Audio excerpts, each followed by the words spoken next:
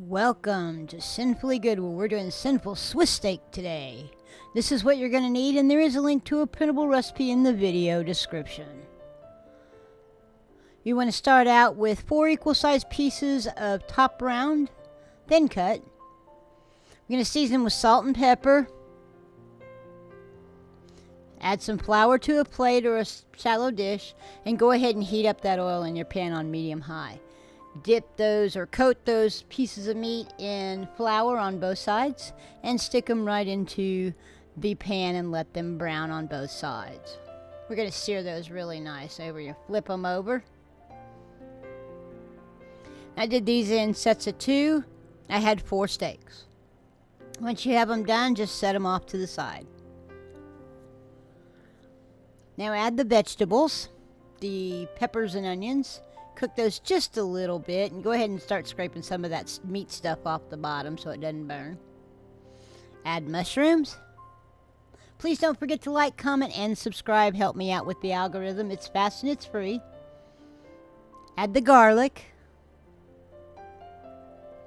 And again, stir that in. We're going to cook that for 1 minute. Then add our beef stock. Along with that, we're going to stir it first. Again, we're deglazing the pan, making sure we get all those bits off the bottom. That's flavor. We're going to add our tomato paste, our better than bouillon beef paste, our base. Go ahead and add the diced tomatoes, the Worcestershire sauce, the marjoram, thyme,